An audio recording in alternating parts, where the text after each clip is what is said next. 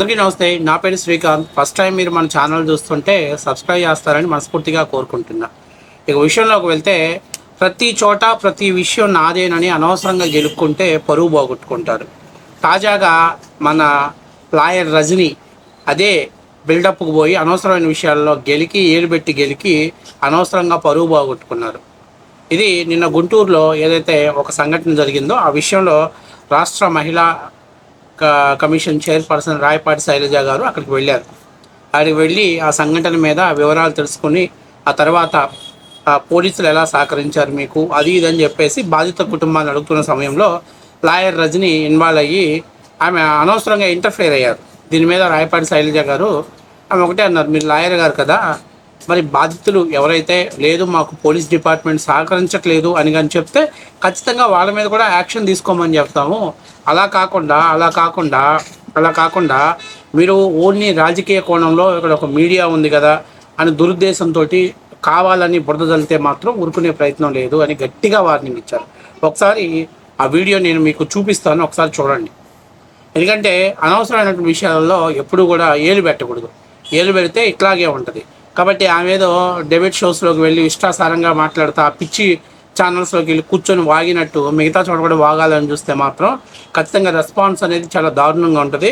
So ఒకసారి చూడండి. First of all, if your bathroom hasn't been cleaned in 3 months, you really should try this Amai Rose. CI గారు మాకు help చేశారండి, please ఆయన చూడండి అని చెప్పారు. ఏం అవసరం అండి వాళ్ళు చెప్పడానికి? వాళ్ళకి బంధుత్వం ఉందా? బాధపడింది వాళ్ళకి బంధుత్వం ఉందా? బాధపడిన వాళ్ళే కదా. సిఐ ఏం చేయలేదు, మాకు హెల్ప్ చేశారు, ఆయనకి ఇదవకుండా చూడండి అని చెప్పాను. స్పెషల్ నేను అక్కడ ఉన్నాను. వాళ్ళు స్టేట్మెంట్ ఇచ్చారు కదా, చాలా పోలీసులు సత్వరంగా స్పందించబట్టి ఈ ఘటన జరగదు. Very more the son comes and says police మాకు హెల్ప్ చేయలేదు అంటే వెంటనే యాక్షన్ తీసుకున్నా. వాళ్ళు చేశారని పదే పదే చెప్పాల్సిన అవసరం ఏంటండి? మీరు వచ్చి ఇక్కడ ఇష్యూ చేయడానికి అనవసరంగా చెప్తే జరిగింది అందరం ఫీల్ అవుతున్నాం. జరిగిందా లేదా ఫీల్ అవుతున్నాం. I know she is a lawyer, I know her from before, I know her now also. Okay you get the you want me to get the son here and tell కొడుకుని తీసుకొని చెప్పినా పోలీసులు respond అయ్యారా లేదా అని? మాకు వచ్చిన పోలీసులు ఎక్కడ పోలీసులు రెస్పాండ్ అవ్వకపోతే మేము నిర్మూలంగా చెప్పారు.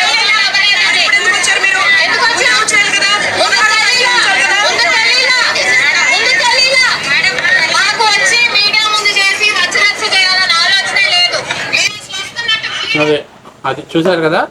ఇందులో క్లియర్గా రాయపాటి అరుణ గారు రాయపాటి శైలజ గారు క్లియర్గా చెప్పారు, బాబు మీకు ఏమన్నా పోలీసుల నుంచి ఏదైనా సహాయ సహకారాలు అందాయా, లేకపోతే వాళ్ళు ఏమన్నా మీ పట్ల అంటే అధికార నిర్లక్ష్యంగా ఏమైనా ప్రవర్తించారంటే లేదంటే సిఐ గారు పోలీస్ డిపార్ట్మెంట్ మాకు బాగానే సహకరించింది అని చెప్పారు.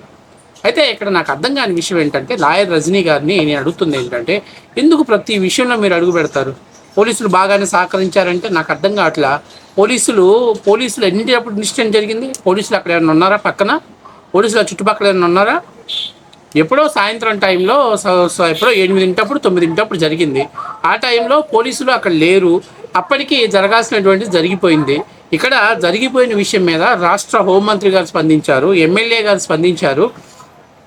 బాధితుని మీద నీకు తెలుసు కదా 331(6) అనేటువంటి ఒక సెక్షన్, అంటే సూర్యోదయం ముందు కానీ సూర్యాస్తమం తర్వాత కానీ మహిళల మీద దాడి చేసినా, నిర్బంధించినా, భయపెట్టినా, భయభ్రాంతులకు గురి చేసేలాగా ప్రవర్తించినా కూడా 14 ఏళ్ళ వరకు కఠినగార శిక్ష విధించేటువంటి నాన్ బెయిలబుల్ కేసు పెట్టారు.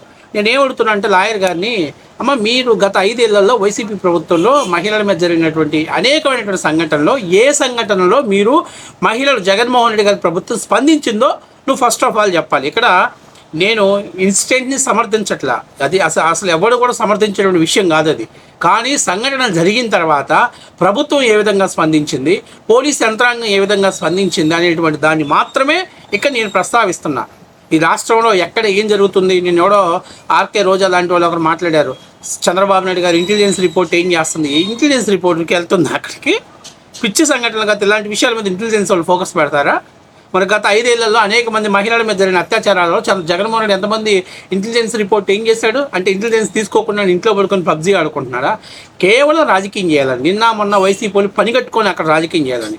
అవతల బాధిత కుటుంబాలు మాకు న్యాయం జరిగింది, మేము ఎవరైతే కంప్లైంట్ ఇచ్చామో వాళ్ళ మీద కేసులు నమోదు చేశారో, అరే బాబు వద్దురా బాబు అన్నా కూడా సిగ్గుసరం లేకుండా అక్కడికి వచ్చి వాగుతూ అక్కడికి వచ్చి మాట్లాడుతూ దాన్ని పెద్ద ఇష్యూ చేయాలని. ఇప్పుడు చూడండి, ఆమె అడుగుతుంది, ఆమె కొడుకుని తీసుకొచ్చి ఇక్కడ పలకరించమంటావా, వింటావా అని చెప్పేసి మాట్లాడుతుంది. మళ్ళీ పైపెచ్చు అక్కడ ఒక మహిళా కమిషన్ చైర్పర్సన్, లాయర్ నువ్వు, అక్కడ ఒక వ్యక్తి అలా కాదమ్మని చెప్తుంటే దానికి కూడా నువ్వు మూసుకో అంటే ఏం చేయాలి? ఒక మహిళగా నీకెంత రెస్పాన్సిబిలిటీ ఉంటుందో పక్కన ఉండేటువంటి మగవాళ్ళని కూడా అలా గౌరవించడం నేర్చుకోవాలి. ఊరికే పబ్లిక్లో నువ్వేదో నీ వాయిస్ రైజ్ చేయాలి, నేను ఒక కాంట్రవర్సీ క్రియేట్ చేయాలి, నేనేదో వైసీపీకి ఒక సెంటర్ అట్రాక్షన్ పిల్లర్ అవ్వాలనేటువంటి ఉద్దేశంతో చేస్తే మాత్రం తీవ్ర పరిణామాలు ఉంటాయి. అంత క్లియర్ కట్గా ప్రభుత్వం స్పందించిన విధానం రాష్ట్ర ప్రజలందరూ చూశారు.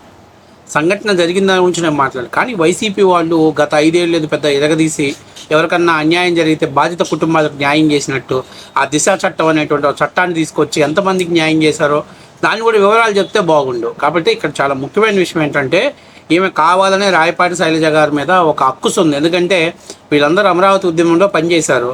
కానీ నిబద్ధతతో పనిచేసినందుకు రాయపాటి శైలజ గారికి రాష్ట్ర మహిళా కమిషన్ చైర్పర్సన్ ఇచ్చారు. మన అక్క పొద్దున ఒక పార్టీ, మధ్యాహ్నం ఒక పార్టీ, రాత్రి ఒక పార్టీ.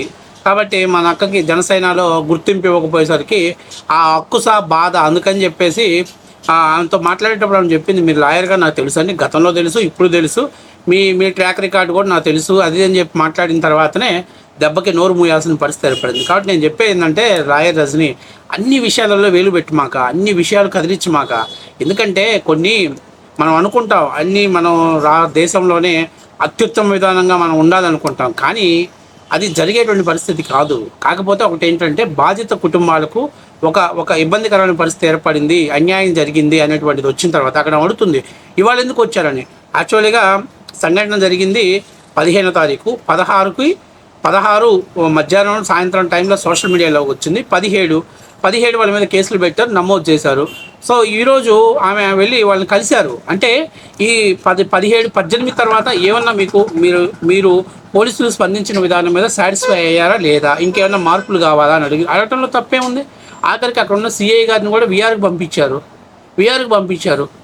పోలీసులు పనితీరు సరిగ్గానే ఉంది. కానీ ఇక్కడ చాలా ముఖ్యమైన విషయం ఏంటంటే ఈ వైసీపీ నాయకుల హడావుడి ఎక్కువైపోయింది. ఏదో ఒక విషయం జరిగింది, కోతి కొబ్బరి చెప్పు దొరికింది, ఇంకా గీకాలి, అదే పరిస్థితిలో ఉన్నారు. ఒకరి తర్వాత ఒకడు. అంబటి రాంబాబు ఆడియో కాల్స్ మాట్లాడి మసాజ్లని అడిగినటువంటి అంబటి రాంబాబు కూడా పెద్ద మనిషికి వెళ్ళాడు, కూర్చొని సమస్యల గురించి వినే పరిస్థితిలోకి వచ్చిందంటే ఎంత దిక్కుమాలిన పరిస్థితిలో మనం ఉన్నామో, ఎటువంటి వైసీపీ నాయకులు మహిళలపైన ఎటువంటి చిత్తశుద్ధి ఉందో కూడా మనం దాన్ని చూస్తే అర్థమవుతుంది. కాబట్టి నేను చెప్తున్నానంటే, లాయర్ రజనీ గారు మీ కాలం కలిసి రాలా, మీరు స్థిరత్వం లేనటువంటి రాజకీయాలు చేశారు, ఎప్పుడు ఏ పార్టీలో ఉండాలో మీకు అర్థం కాలేదు.